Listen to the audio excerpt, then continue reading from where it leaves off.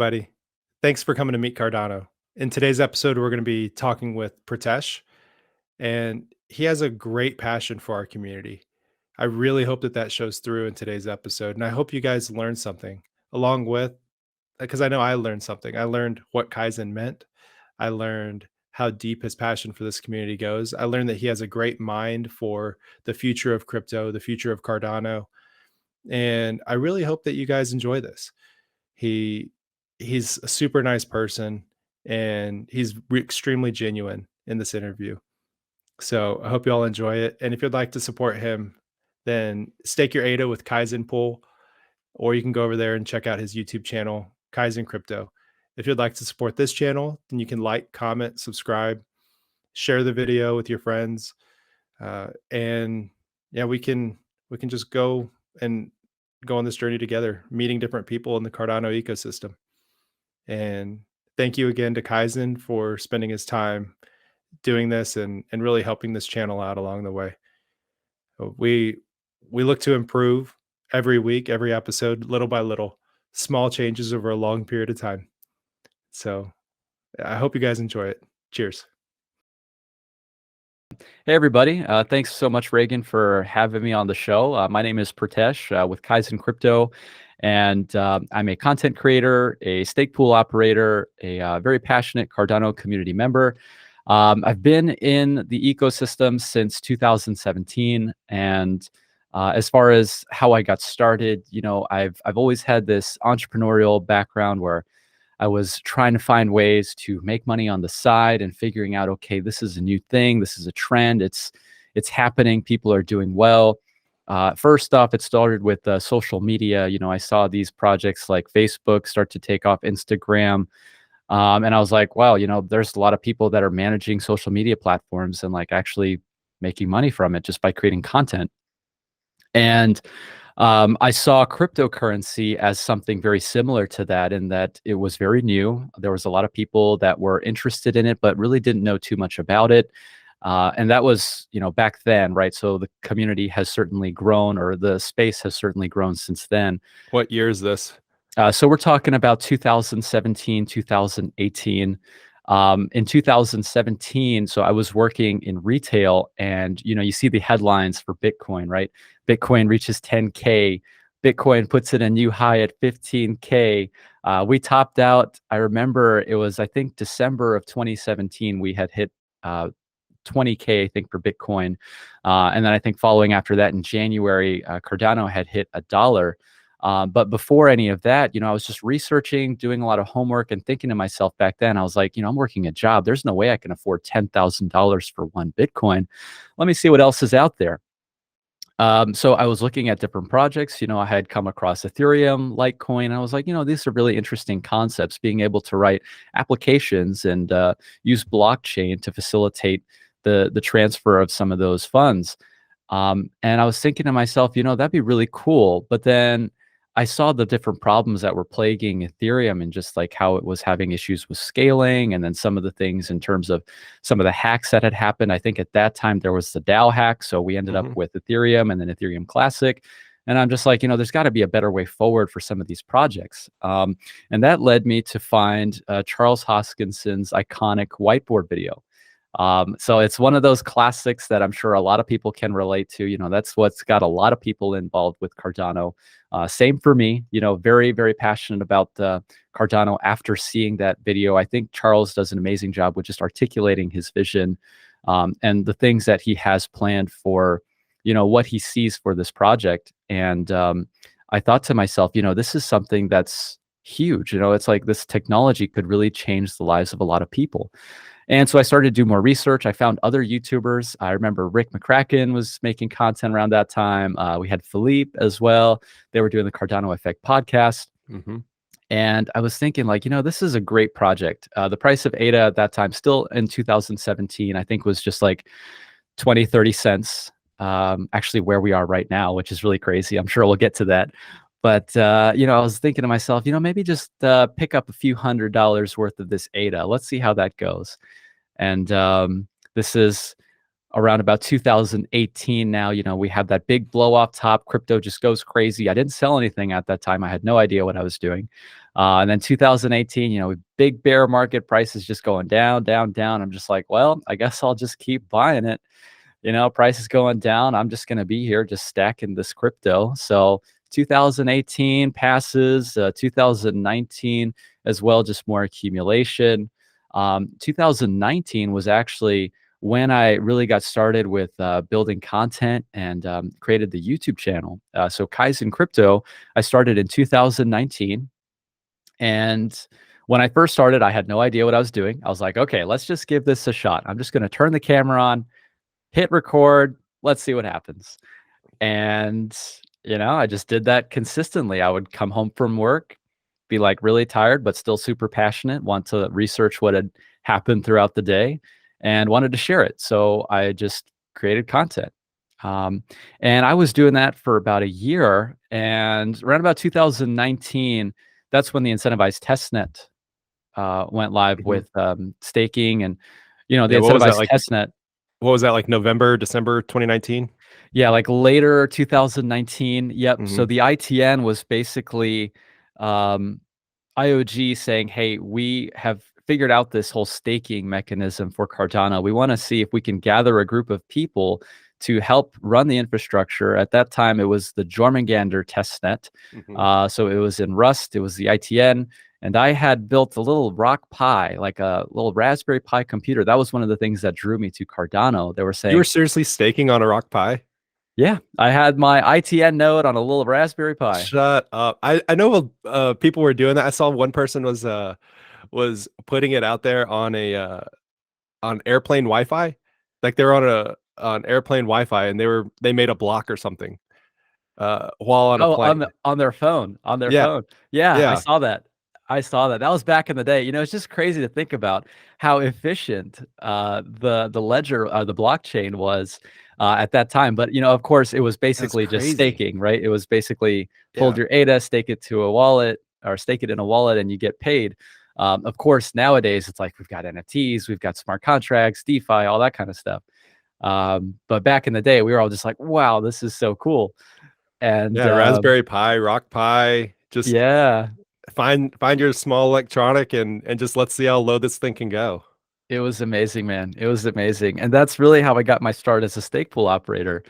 So we ran ITN node, and that was doing really well. So much support from the community as well. There was lots of people watching the content related to that, and just documenting the journey throughout the entire process. Since then, I've definitely taken the business more seriously. I've gone full time into crypto now. So being a stake pool operator is something that I consider as like the cornerstone of how I'm involved with Cardano. And since then, we've grown to 4 stake pools, which I'm incredibly grateful for. We've got the That's support awesome, from our man. community. Yeah, absolutely. Good for And you.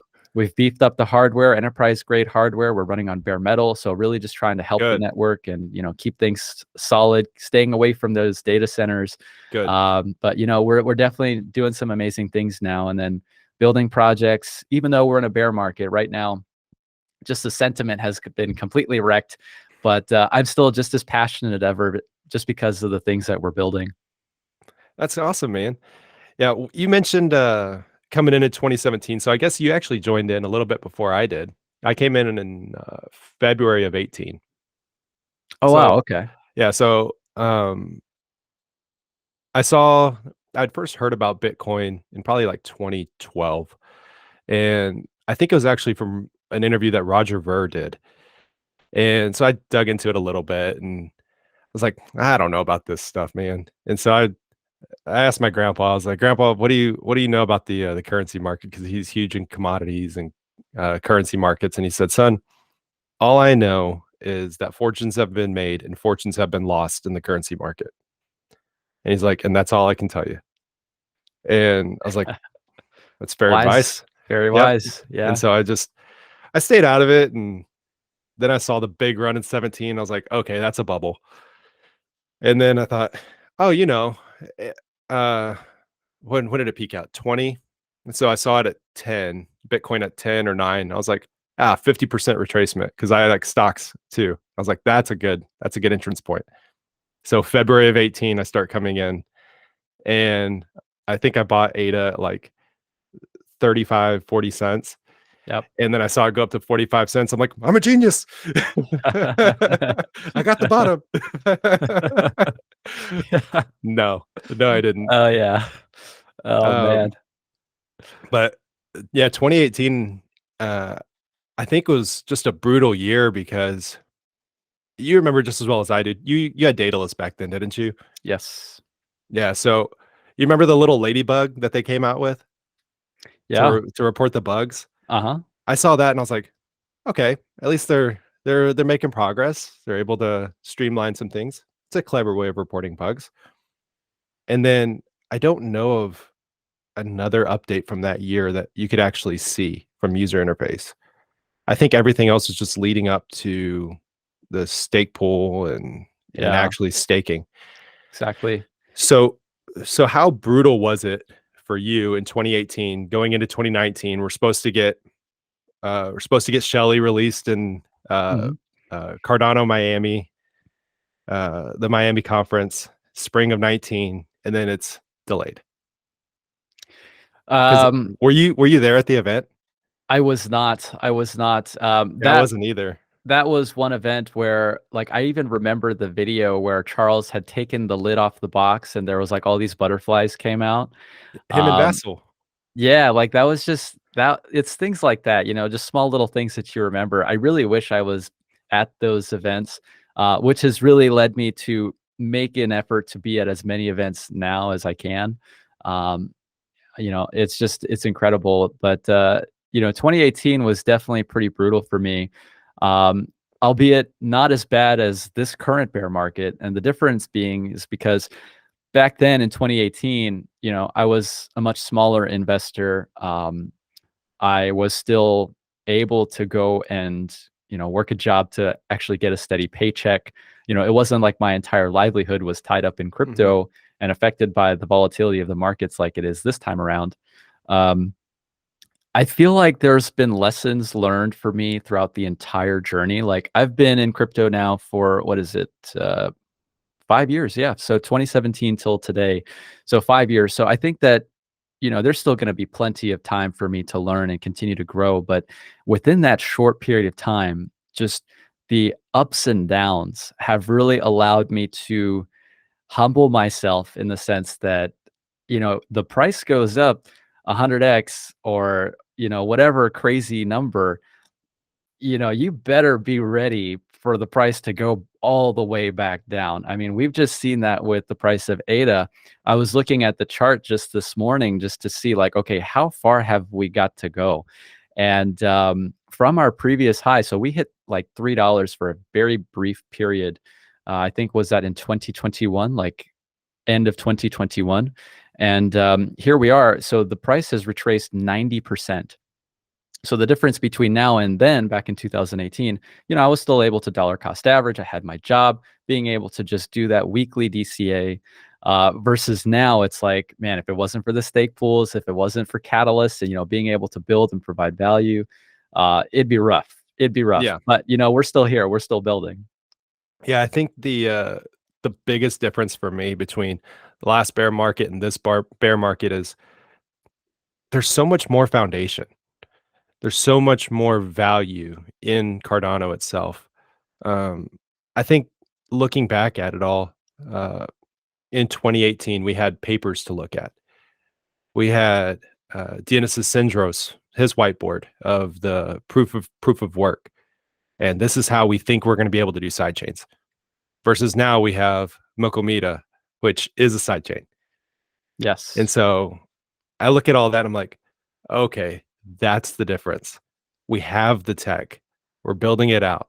We're we've done Shelly. We've done Gogan. We're on Bash Show. We're doing it. And so I look at that and just from a tech aspect of it all, I'm like, all right, we could do this. We could bring it back up. Yeah. And even through stuff like FTX, like we were talking about before getting started, it was crazy, man.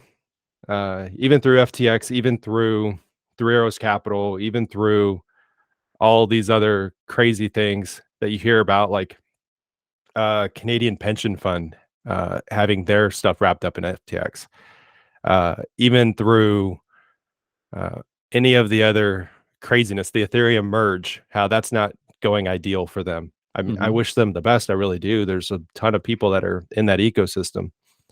Uh, but I think now it's just a much more mature tech aspect. And so all we need to do now is somehow take our tech that we've made and mature it into tangible businesses. Yeah, I totally agree with you there, Reagan.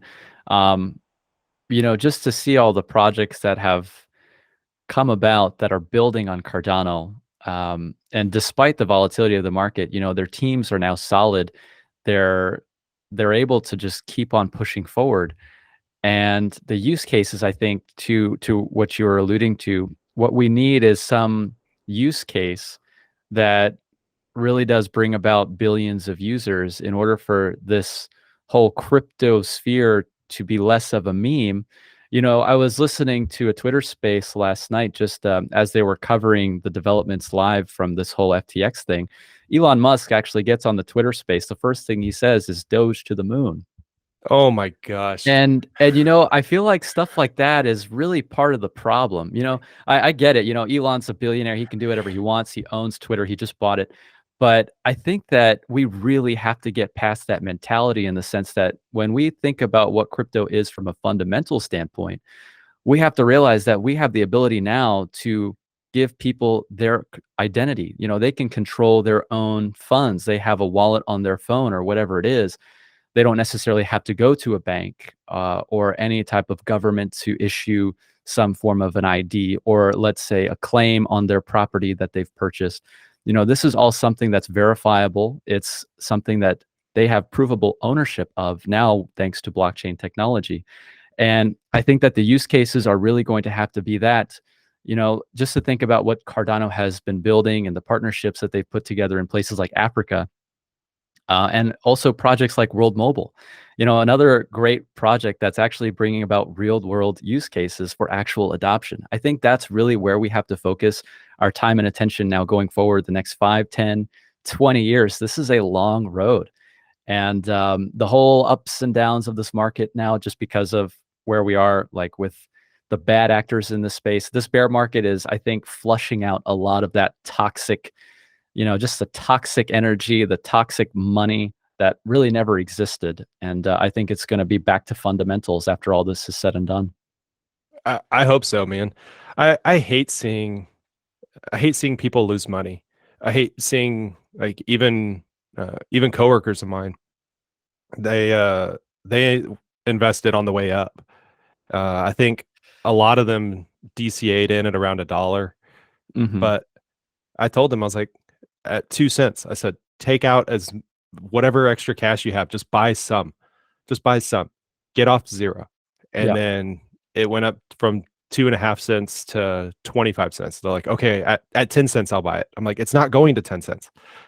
Like, get in now. Like, we're in a bull market. Now's the time to buy. If you Yeah. just want like short term buying because you guys are greedy, like now's the time. And they didn't want to listen. They didn't want to listen. So they bought on the way up at around like $1.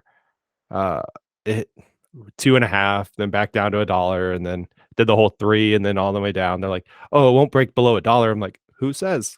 Who says?" It was like I remember buying in at 40 cents and then being like, "Oh, it can't go below 25 cents." Oh, it can't. But there's no bottom to it really, especially once you start adding in decimal points like 0.000. You look Yeah. at Hosky, like there's a zero. There's no bottom. And so Yeah. Yeah. you gotta really know what you're getting into, and you gotta really understand that you have to be here for the tech. And for the tech, and because it flushes out so much of this bad spaces, like so many of these bad companies, Hmm. and you lose a lot of the hype, like for instance, Doge to the moon. So because you get out of that aspect in the bear market, that I tend to like bear markets a little bit more. Maybe I'm a masochist or something, but but yeah, I tend to like him more because we can talk about tech, we can talk about where we're going. You can get on a phone call with Mickey like at Rare Bloom. How cool was that? Oh yeah, that was really cool, man. That was really cool. He was doing some traveling because he had somewhere to be. I think he was doing some work in Dubai. And we just got on a phone call and we passed the laptop around. We're able to all just say hello and, wish him well. It's things like that really that I've actually got my Rare Bloom t-shirt right now. Nice. Yeah, so it's things like that, really. I totally agree with you, man. Just the in-person aspects, going and meeting people and, just seeing what's currently being built. One thing I'm looking forward to as well is just how, with DeFi, in order to really take shape, I think that's what a lot of people are looking at now because we see, okay, these exchanges, there's a lot of shady business practices going on. As far as the stable coins as well, what we saw with Luna and their depegging with that mess, just Hmm. crazy nonsense happening there. I think that what I'm most excited about in terms of the evolution of the space is going to be some form of a stable coin where we can say that there is verifiable proof of reserves, it's over collateralized, and it's an algorithmic. I guess you could say the math involved in terms of how the valuation is adjusted depending on the market volatility.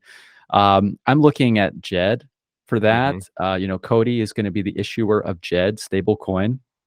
There's a lot of research that's been done. I think IOG actually has a research paper specifically for JED. Hmm. Also, projects like Liquid, they're bringing out their LQUSD, Indigo Protocol as well with their IUSD, and a lot of these different stable coins. I think there's going to be that initial growth phase where they figure out what's good at what and what needs to change, and what use cases one might be better for than another. But I really feel like a stable coin going forward is going to be pivotal for us to move forward as a space, just because with it being decentralized, there is no need to trust a third party or an exchange. If we think about all the stable coins that we have now, we've got what? Tether, all the Yep. shenanigans going on with Tethers since what, like the beginning of when it Time. was created. Yeah, Yeah. exactly. And then you've got USDC, that's Coinbase's thing. You've got Gemini USD, all these stable coins issued by some third party. Hmm. And I think that's really where we have to come and say, okay, this has to change. So I'm really looking forward to a decentralized stable coin. Yeah, me too. I'm I'm thinking back into like all the things that you just said, and then comparing comparing this bear market to the last bear market. In the last bear market, we were looking forward to Shelly. We were looking forward to Goguen. We were thinking, oh man, wouldn't a million TPS be crazy on Basho? Wouldn't that be nuts? And like, oh man, 250 TPS would just be nuts too. Like, oh man, like so we had all these things to look forward to. Now we have Shelly. Now we have Goguen. Now we're pushing out Basho. We just did the Vassal hard fork. We've we've got stable coins coming soon. Um, I think Indigo said that they're releasing it in November. Yeah, Um, I saw that too. I'm excited for that.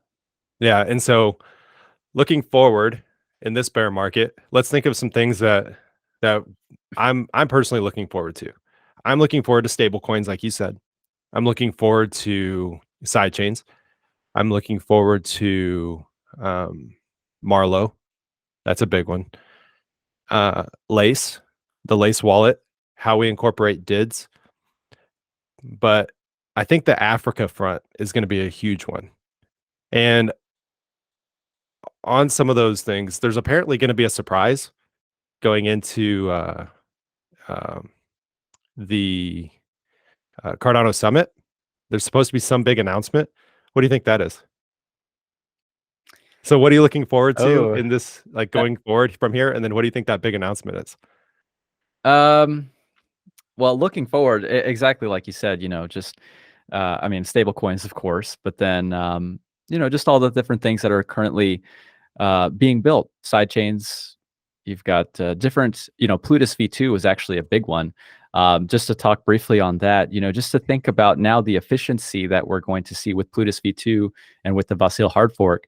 The throughput of the chain definitely is going to improve. But then if you think about even Hydra, as far as the scalability of the network, Hydra is going to be very useful when it comes to things like micropayments, transactions that could, I guess, be validated without having to really touch the main chain. You've got a side chain that's facilitating these quick payments, and you have state channels basically, which are able to reference the ledger state and then just sync back to the chain to achieve, okay, this is actually what's been transacted.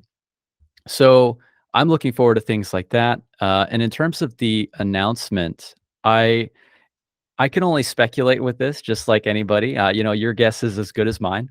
Um, but I would have to say, it's probably some partnership with either a company or a country. I would have to assume.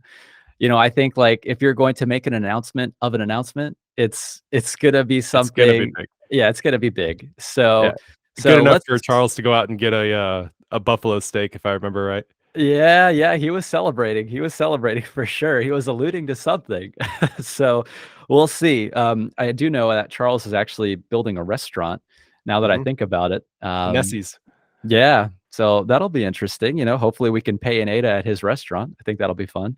Yeah, that'd be a lot of fun. Next time that we're in well, maybe like, so I talked to the Rare Bloom guys on a space, and they said that they're pivoting away from the Rare Bloom name. They're gonna go to Rare Evolution, and Kinda like Rare Bloom personally, but yeah, well, I okay. mean, 'cause, so Rand, he ran the Rare stake pool, and then, Pate, he ran the Bloom stake pool, so that's why it was Rare Bloom. Ah, gotcha. And so and then, I think Peyton went away from the Rare Bloom aspect of it all, the conferences and stuff, and they said it was a friendly, amicable split, and so but now they're still wanting to press forward.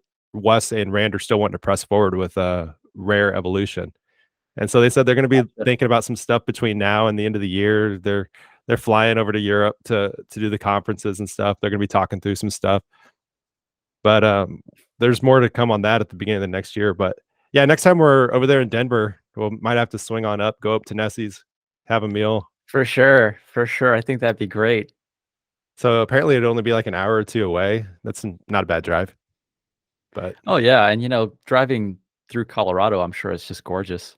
no, it's horrible. Yeah, And, man. it's I don't know what the announcement would be. He said he's been working on it for 4 years. So, for 4 years now, they've been doing something, and he's always said that, governments take 3 to 5 years for things to come to fruition. So, whenever whenever I think about it in that aspect, it's gotta be something with the government. Yeah. Yeah, if it's big like that, then I'm sure we'll see. Because I remember, one of the announcements that they had come out with, even just a couple years ago was, like, I remember they had onboarded, I think it was, like, 5 million students and teachers in Mhm, Ethiopia. They did their whole, teleprism, basically, like, verifying credentials for these students. mhm. So that was really cool. Yeah, and I mean, I think back to that again. I was actually talking with Alex Appledorn from Lace, there at Rare Bloom, and, I asked him the same question. I said, "So in 2019, it was supposed to be Shelly at the Miami event, but we didn't get Shelly. We got Atala." I said, "So 3 years ago, we got Atala, and now we have 5 million people onboarded, and we're getting a wallet that's gonna be able to get DIDs in 3 years."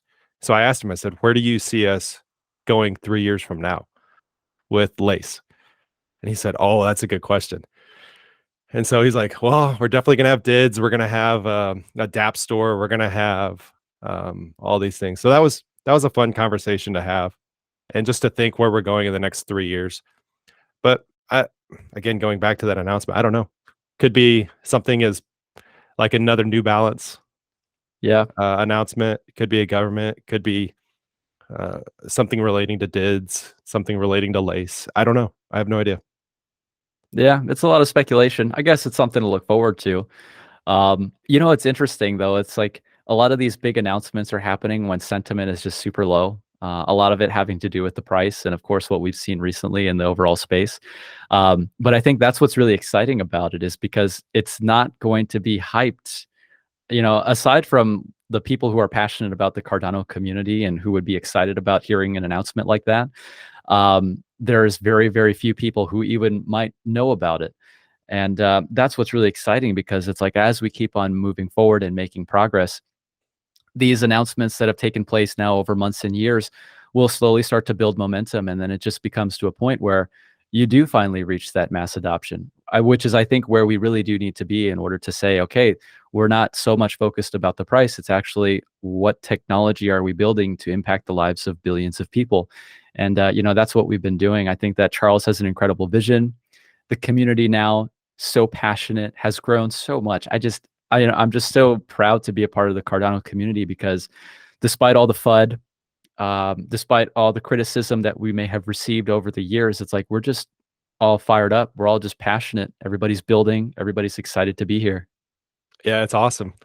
Um, I look forward in the next 10 years or so, and people ask me, where do you think crypto's going in the next like 10, 20 years? And I said, you're gonna use crypto and you won't even know that you're using crypto. Exactly. Exactly. And I said it's gonna be the same way as like you're using the internet and you don't even think about it to update whatever.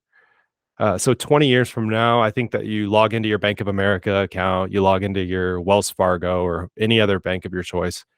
And I think that I think you log in, I think you see your checking account, your savings account. I think you see something like your airline miles, Starbucks points, your digital art collection, but they don't control hardly any of it. They could either be the custody of it or they could just report back to you what you have, whether it be from a digital ledger or Trezor or whatever, kind of like how you can do an Eternal right now. But I think that anything that can have value will have value. And I think that it could be very easy for us to exchange airline miles for Starbucks points or exchange anything else. And then you're Yeah. just like, yeah, I want to go to Starbucks and I want to pay with airline miles because there's somebody willing to accept it. And so, So that leads me to two questions there, Reagan. I really love where your head's at with that. With something like that, so like in terms of the exchange of value, let's say you do have those tokenized points. Like we get airline miles whenever we swipe our credit card, or we get points whenever we go and buy a coffee for or a Starbucks or what have you. At that point in time, like I think where we really need to be is some clear framework of legislation. Because if you're able to transact those tokens with inherent value, what's to say that any of those tokens might not be considered a security? Like, what type of regulations would you want to see in place for something like that? And then also, what are your thoughts on the current environment as it comes to central bank digital currencies? A lot of these CBDCs, right, as they're calling them, we've already seen so many plans from different countries about that. Do you feel like because of what we've seen recently with all this FTX drama and the whole Luna collapse and Three Arrows Capital and Celsius, do you think that now this is going to be something that they're going to use as a form of like a catalyst, so to speak, of being able to overregulate the space and really step in and say, no, this is what you have to use. It's a central bank digital currency, which really isn't even a crypto. It's more like a digital asset that's issued by the bank. So two questions there, fully loaded questions, but what are your thoughts on that? so I think that in regards to CBDCs, I think that I think that they're going to happen for sure. But I think that as soon as they do happen, then it's going to be able to bring people over faster. Um, and that as far as like the legislation, I don't know offhand what would be the best guidance for regulation. I would like to think light-handed. I kind of take the Eric Voorhees approach of we didn't do this to the internet. Look how it turned out. It turned out great. Uh, do you like back in the 90s? It was the internet's just going to be filled with porn and it's going to be only used for these bad things. And then at the same time that all those negative things are going around, you have Bill Gates getting on with who was it? Was it Larry King or some late night talk show host, and they're like, "Well, um, yeah, what is this internet thing? Can you explain it to me?" And he's like, "Yeah, actually, we just like you can transmit information, you can send it to your friend." And he's like, "Have you heard of the post mail?" Like, have you ever heard Yeah. of like the postman? Have you ever heard of like just normal mail? And he's like, "Well, yeah, but this is different. We just did a streaming platform. We just were able to stream audio from a baseball game." He's like, "Have you heard of the radio?" And so I think that we're very much in that same category here with crypto. And so light-handed regulation, I think, is the way to go. Let us develop it, but the FTX thing kind of throws a wrench in it all. Um, and so internationally, do I think US regulation is going to matter? Yes, I think it's going to matter. Do I think it's going to make a huge impact? That depends on the regulation. Because as we were talking about, I was talking about this with a few other devs at Rare Bloom. I forgot who, but they asked like, what do you think is the biggest challenge as far as like regulation and things? I said, well, honestly, I think the biggest issue going forward is if people are open sourced or not. If we can get an exchange to open source what they're doing and make it more like DeFi, then that would be a good thing. If we can get uh, if we can get Jed to be open sourced, if we can get Indigo or any of these other guys to go open sourced, then that's ideal. Because once you open source something, it's like Linux. You can't shut Linux down. There's no regulating Linux.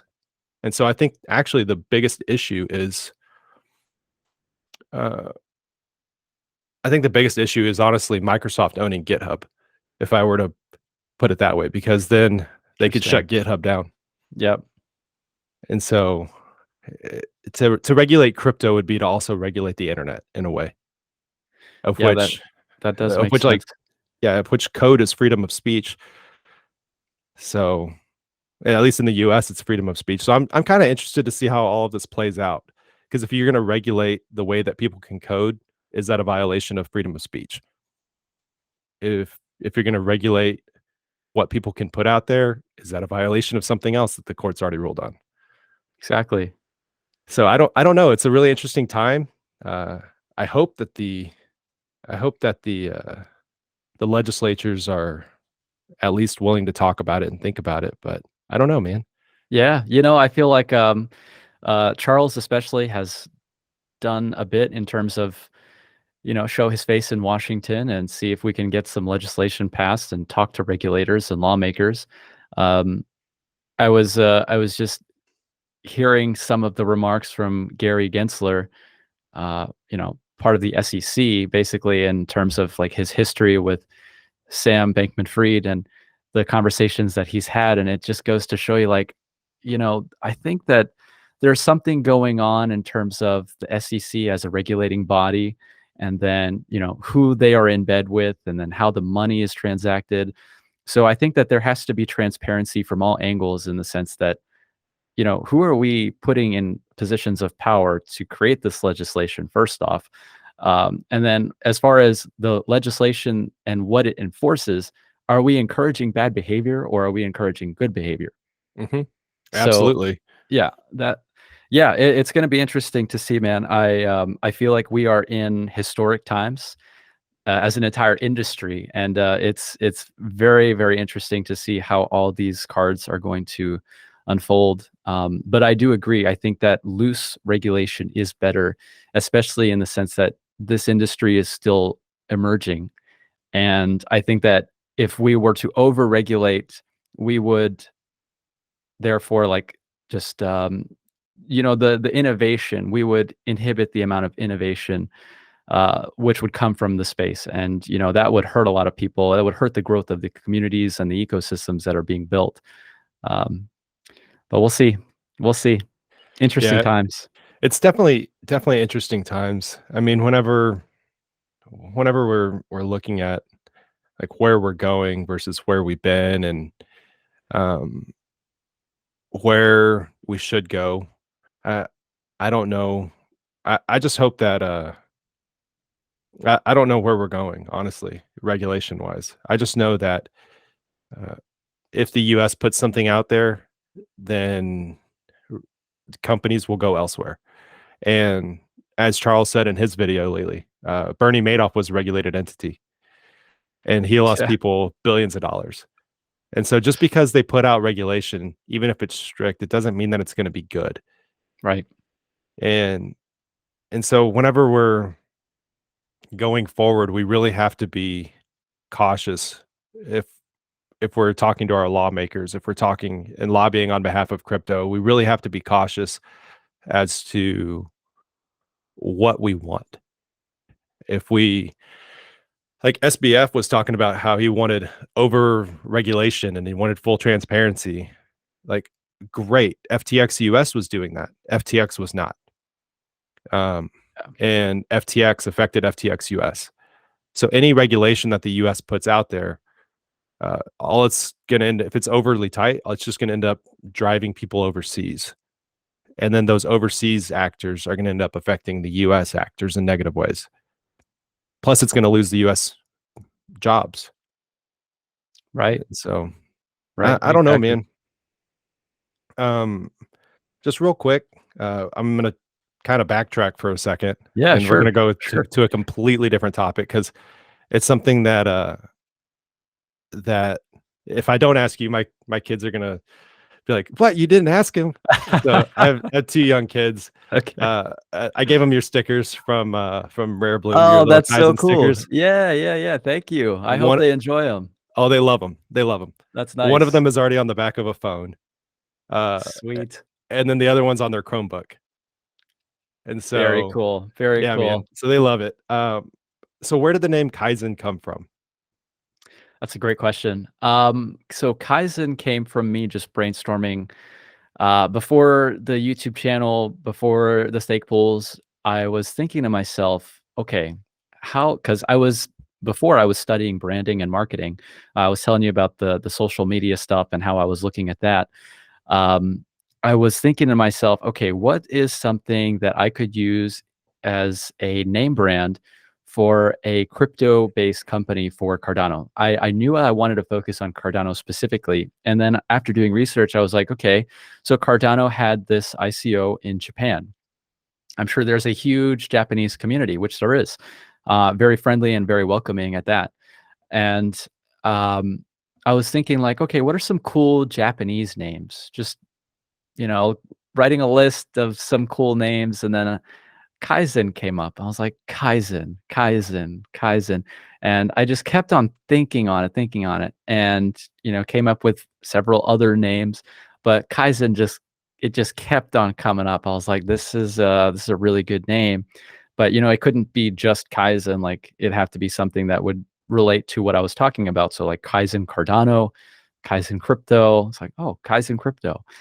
So Kaizen crypto was basically just like this click, like a light bulb moment for me. And then, interestingly enough, the name Kaizen, what it means in Japanese is continuous improvement. A lot of businesses implement this ideology of Kaizen in the sense that we're continuously learning, we're continuously improving, 1% better each day, gradual incremental steps. And that really resonated with me as an entrepreneur, being that, in order to remain relevant and compete in the marketplace, we constantly have to push ourselves to be better. Mhm. So that's something that I really resonated with. And I just felt like the name really embodied that. Yeah, absolutely. I didn't ever know what it meant, and I'm really glad that you talked about it. Constant improvement, little small changes. One of the best books that I've ever read was actually Atomic Habits. Have you ever read that? I have. Yeah, It's very good book. yeah, and it is, I guess, the concept of Kaizen. It is the concept of constant improvement, small 1% changes. And for anyone listening that hasn't read that book, it's you can correct me if I'm wrong, Pritesh, but it's about small. It talks about in the beginning of the book. I'm not going to ruin anything for you guys. It's about like if you take a flight from Los Angeles to New York and you just change it by 1 degree, just 1 degree off. So a small change of 1 degree. You're not going to notice the change 10 minutes into the flight. You're not going to notice the change an hour into the flight.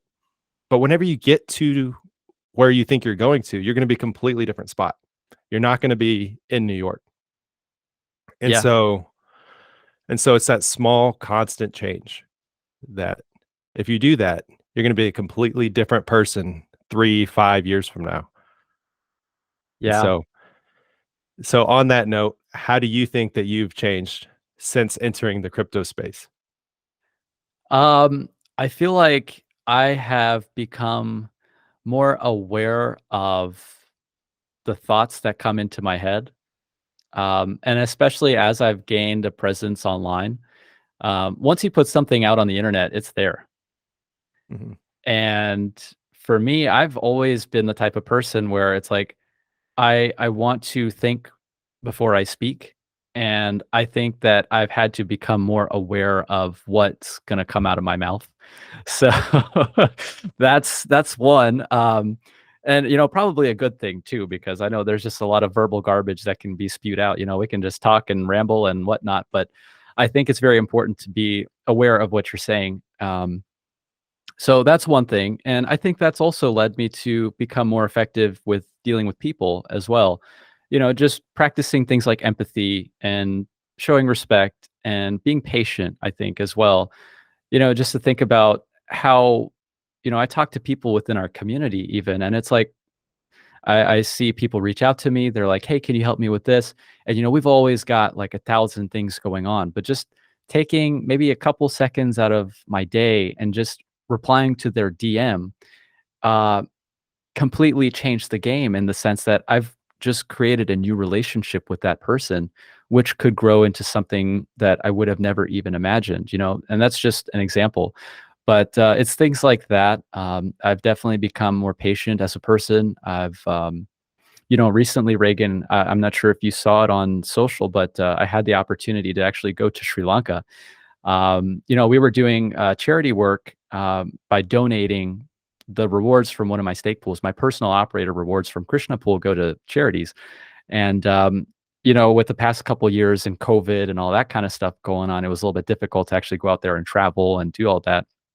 But it seems like things have relaxed a little bit more. So this year, I was actually in a position where I had gone out to Sri Lanka and was able to donate food to some of these people that were actually in need. And it's things like that where I feel like the opportunities presented to me by being a part of Cardano have really allowed me to grow as a person and figure out what are some of the real problems that humanity is facing. Um, That's and amazing. I'm still learning every day too. Like I'll be the first one to admit I'll make a mistake pretty much every day. Uh, and Oh, yeah, me yeah, too. You're not the yeah, only one. yeah. But it's just an incredible time, and I'm still a young guy, so I feel like knowing what I know now, I think that whatever mistakes that I've made in the past, I'm more than willing to rectify that and become a better person for it. That's awesome. So, tell me more about Sri Lanka. I didn't even know that you went out there. I didn't see that on social. I didn't see that, anywhere. Yeah.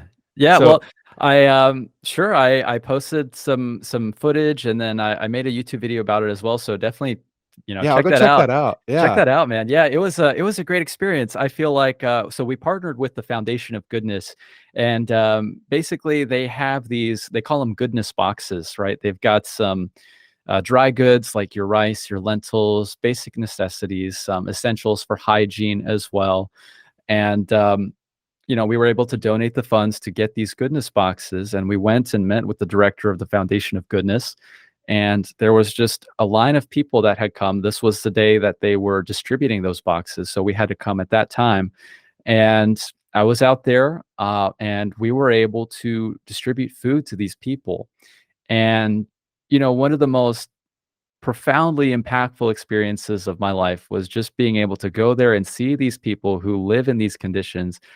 Truly, truly humbling for me, because it's one thing to donate, like, let's say you check out at Walmart, they're like, "Hey, would you like to give $1 to Save the Children?" I love Save the Children, and I support them as well. Ray with Grow Steak Pool is a huge inspiration for me, but, we've donated to them as well. But it's a big difference when you go and you actually give to these people in person. Mhm. And that's the experience that I gained with this, and, I'm so fired up to be able to continue doing stuff like that. The stake pools have really been a game changer, and it's been a force for good. And I'm really looking forward to see what we can do in the future. Man, I love that. I love that whenever stake pools give back. I love seeing um, stake pools do good for society because that's what it's meant for. That's what Cardano's all about. Is let's bring everybody up. You don't have to push somebody else down. You don't have to talk badly about somebody else to do good stuff. So I love that you're giving out to the community. I love that you're giving back.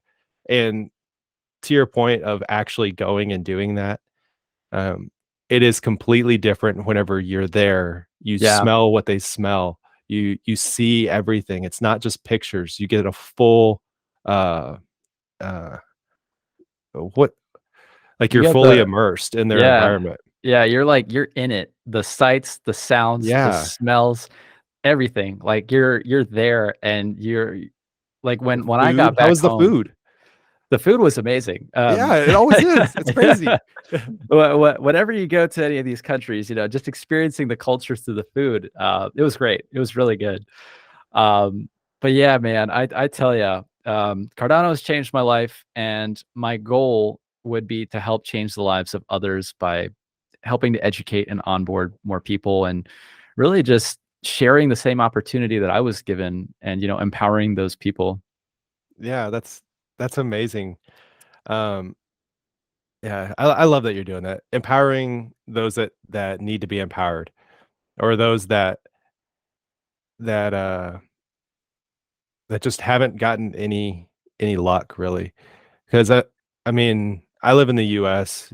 You live in the US if I'm not Yep, wrong as well. yep. I'm in the U.S. Yeah, So we won, as Charles would put it, the geographic lottery we did. of being born here. And part of winning that geographic lottery, I think there's almost a responsibility to help out those that we can help. And uh, a coworker of mine just went down to Brazil to see his family, and he came back and he's like, "I forgot." He's like, "I forgot how bad it was," because he grew up down there. Wow. And so, yeah, I love hearing that you went to Sri Lanka. I love hearing that you're giving back. Um, and so, is there is there anything else that you wanted to talk about? Because we've talked about Kaizen. We've talked about our outlook and future of Cardano. Uh, well, I guess I'll say this: is do you have out of the 150 papers that IOHK has or IOG has written? Do you have a favorite? Um, that's a really good question. Do I have a favorite? Um, I mean, there's I obviously the Ouroboros paper. the classic Ouroboros paper is pretty good. I would have to say, like, there are some topics that I have to say are very, very much ones that I admire. Like, I don't know so much about the paper. Like, I've actually read some of these papers, and it's very dry, very, very dry. Oh yeah, I Um, read the abstract and I'm like, I start digging into it. I'm like, that's a lot of math. I'm out. Yeah, it for me, I gotta say, like, I love the concepts, and I love the ability to actually quantify a lot of these concepts on paper. But for me to actually go in and say, like, I've read this paper and like I understand it completely, I would be lying. So I would say that the concepts that I'm really passionate about in that sense would be things like Mithril, That's a good Hydra one. as well. Um, just being able to do things like Bootstrap from Genesis, and the peer-to-peer aspect of Cardano as well, like really being decentralized. Like, I can basically spin up a node, and then all of a sudden my node will connect to a peer, like, and it's just like this is decentralized. Like, there's an entire network of nodes that are talking to each other. And I just think it's stuff like that that's really exciting. As far as the tech, I would say things that I'm just looking forward to on the whole would definitely be, uh, I would say Hydra is where I'm excited about seeing what type of throughput the network can achieve. I know that there's this big debate about, like, TPS and all that kind of stuff, but I think that what's not very well understood is how the Cardano EUTXO model works. And you can't Transactions per transaction. exactly. It's like I can fit transactions within a transaction, or like I can send multiple tokens within one transaction. Um, and that's something so different to say something like Ethereum. Uh, you don't have that predictable fee model. You don't have any of the things that Cardano necessarily has. So it's like comparing apples and oranges in that Mhm. sense. But yeah, man, I feel like there's just a lot of things that have been worked on now for years, which we're finally starting to see the developments take shape, and a lot of these things actually coming forth into the real world. Even just to touch on your hoodie, we got a chance to speak with the ADA handle team, Yeah. Shout and out, guys. yeah, for sure, big Thanks shout for out. the They hoodie. they made these custom hoodies, really cool. I'm actually kind of jealous, man. That's a it's a good look. Well, Goose, if you're watching this, reach out to Pritesh, see if he can get one as well.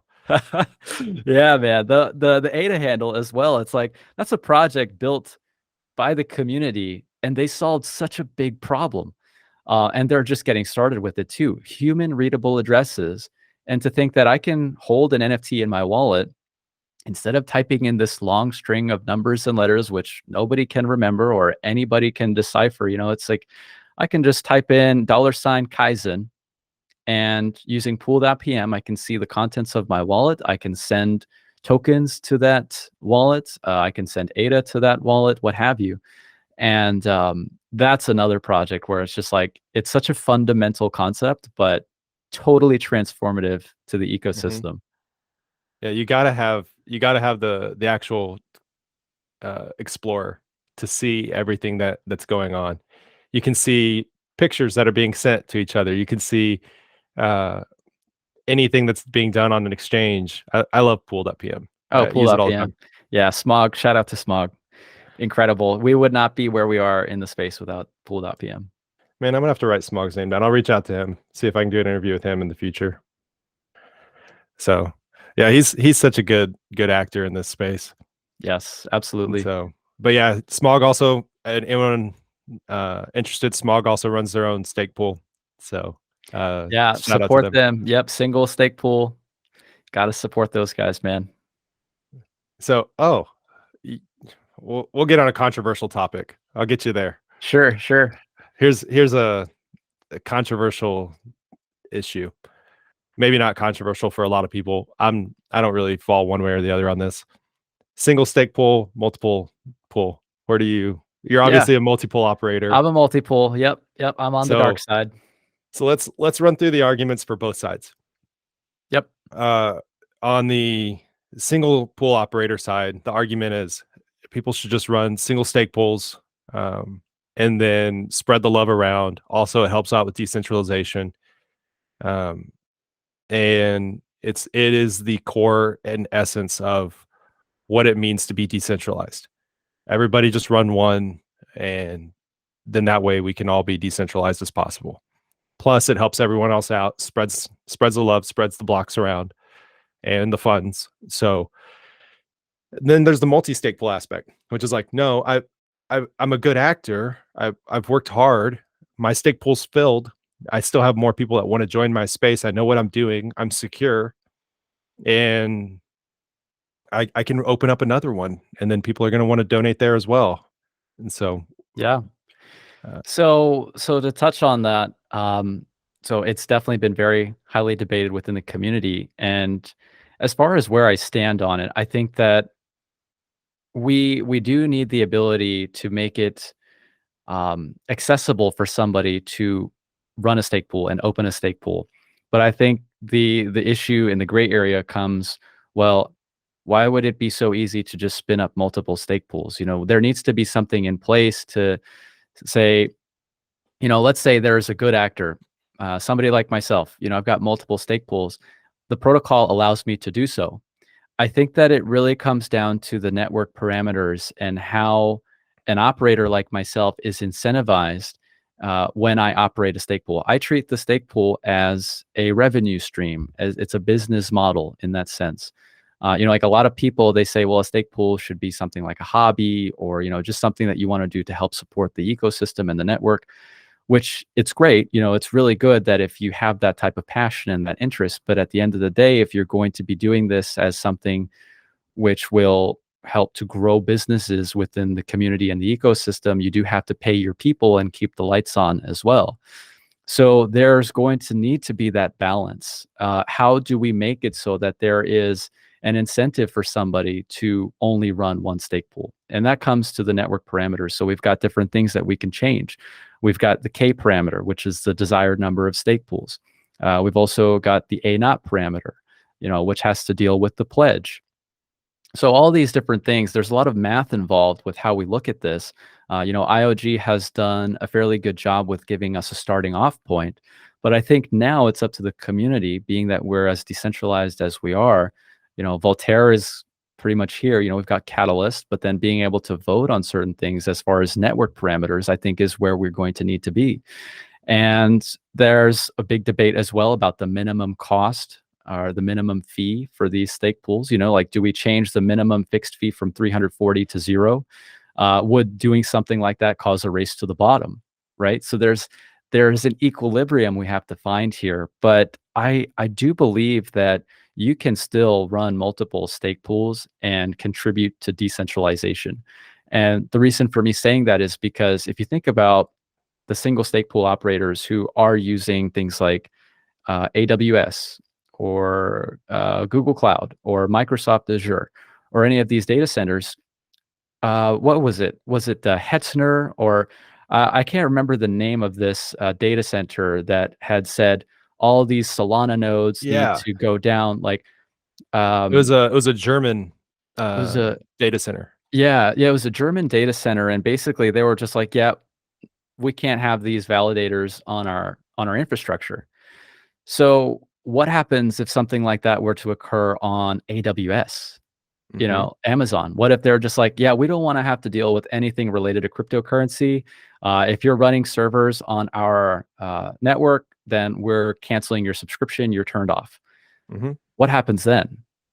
And Right? I think that's a great point. Whenever we're talking about legislation, it's very easy for them to say, "No, you're running an unauthorized security, and Amazon Web Services, you're not allowed to, facilitate unauthorized, uh, securities or anything like that. You're not able to aid in those structures." So, if you're running any sort of stake pool, if you're running any sort of mining operation, trying to use, uh, Amazon Web Services or any other data center in the US, um, get out. And Yeah. so I loved hearing that you're on bare metal. I'll point that out, but I didn't mean Yeah. to cut you off, man. Oh no, you're good. You're good. Yeah. I mean, we're running on bare metal. We're on geo diverse locations as well. So I've got backups at different locations. And, that's allowed me to grow and learn a lot, but then also help contribute to decentralization in the sense that our pools are going to be running, even if Google decides to be down for maintenance for a couple days, or, Amazon has a bug or a hack or something like that, just throwing out examples, just hypothetically speaking. But that's where I stand on it, really, Reagan. I mean, it's a very controversial topic within the ecosystem, and I think that it's going to be a debate that we have for a long time. But I do think that when it comes down to it, it's a matter of the network parameters incentivizing operators to have only one pool. Yeah, just changing that K parameter, and then I think to also help out the small ones, I'm actually in favor of reducing the fees. I'm in favor of reducing the fees, but if we're gonna do that, then there has to be, an increase in pledge, or there has to be an increase in something else. Something else has to give.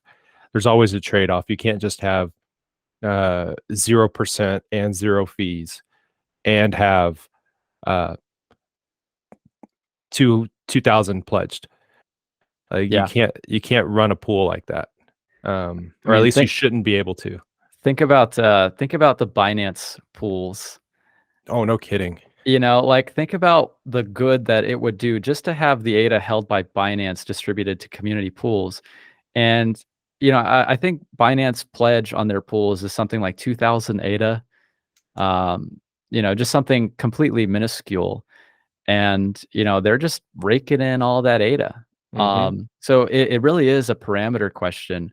And in terms of what I think might be ideal, as there was a SIP introduced by Sean McMurdo, the curved pledge benefit. So if we have something like that taking care of A0, let's say we've got a stake pool operator with a million ADA pledge, I think that it would make sense to see a slightly higher reward for that pool versus a pool that has, say, maybe 1,000 ADA pledge. Just makes sense. Right. Um, and then as far as the fees, if we look at the minimum fixed fee, 340 ADA, I definitely could see that potentially being reduced, maybe if not zero, maybe just like 100 ADA, just like something where, okay, even if this pool is very small, they've got a little bit of revenue coming in when they mint that block. They got to be able to pay for their costs. You can't necessarily consider it a stable or a sustainable business model if you're operating at a loss. Like no Mhm. business can operate at a loss. So there's that. And then also, if we're able to say have a minimum percentage, like instead of the minimum percentage being zero, say maybe 1% minimum fee, that prevents a race to the bottom, but then also creates that healthy competition. So, I think it's just a matter of finding an equilibrium. And, what's really cool now is that we've even got a way to be able to vote on chain. Drip Drops actually did the first on chain vote on Cardano. And, just to see something like that, if we can use that same tech, being able to do something like this by the community, I definitely do see that it's possible. Yeah, on that same thought thread, Catalyst. There Yeah. there's been a lot of issues in the Catalyst space. There's been a lot of um, talk about how to make Catalyst better. Um, do you have any views on how to improve Catalyst, or do you have any views on where it could be improved right now? Um, well, there's definitely room for improvement. Um, we actually got funded in Catalyst in Fund 9. So incredibly grateful for Really? that. Yeah, Good for just you, man. super excited about that. I think that the community was just amazing. I'm so grateful for the opportunity to keep building thanks to Catalyst. But of course, there's room for improvement. And I think, from what we saw just recently with this latest funding round, we saw Daedalus Turbo, one Oh, of yeah. these big controversial proposals, get funded for what was it, like $500,000 or something crazy like that. 750,000. $750,000. No, 750,000. Thousand. Yeah. Sorry. Big numbers. Past few days have been crazy. But yeah, if we think about how these proposals are being assessed, I think that is probably one of the most fundamental levels of being able to uh, improve Catalyst. What criteria are we basing these proposals on? And, what's causing one of these proposals to get funded versus another? Like, I think that we really have to take a step back and look at the criteria that we are using to be able to rate these proposals, as well as the assessors that we're choosing. We need a vetting process for some of these assessors, I would say. Just to know that the people who are actually looking at these proposals, uh, have some credibility. They know exactly what it is that they're supposed to be looking for. And then as far as the end user, from what I understand, the end user isn't going into idea scale and reading all these proposals. No. So what they're looking at is the ratings. You'll see in the app there's a 5-star rating, and you basically see whether the proposal is good or not based on this rating. And that's from an end user perspective. So I think we really need to think about, okay, who's looking at these proposals? What criteria are they basing it off of? And then how are they using that criteria to give these proposals these ratings? Because that information, the ratings that is given to the end user, is really how these proposals are able to get funded. And then, of course, you think about the whale wallets. Um, that's a whole nother thing. Yeah. We just got to try and figure out, okay, we see a whale upvote this one proposal and then just completely downvote this other proposal. There's a little bit of gamification that can occur. So there's another area for improvement, is just figuring out how do we prevent any type of gamification of, whales just coming in there and just taking a Well, the crap on somebody. yeah, that was the whole issue behind Daedalus Turbo, because they got all 5-star reviews. Like, and it was contested. There was contested reviews, and they were like 1 star, 2 star maybe, and those reviews all got kicked out for some reason. It's like, "Nope, see ya. Yeah. We're just gonna throw those out." And so we really have to go in there and look, because then now whenever it comes to voting, people are just like, "Oh, Daedalus is a little slower. Daedalus Turbo, that sounds good. 5-star reviews, perfect." And so we really have to look at that review process. The other thing that I had heard, I think it was on Space Place actually. Um, they were talking about, do you ever get on Space Place? Do you ever watch it? Oh, yeah. I love those guys. Yeah. Kyle. Yeah, you got, Quinn up there, Yeah, I'm Adam actually talking Dean. to those guys here pretty soon. Nice. So it'll be fun. But yeah, I was on Space Place, and they were talking about how to make Catalyst better. And I forgot who proposed this idea, but they said it needs to be simpler for the end user.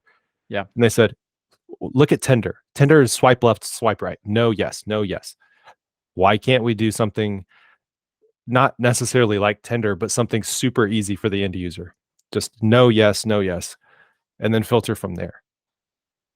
That's a great idea, and, something that might even be able to benefit the end user further would be, the concept of the DREPs.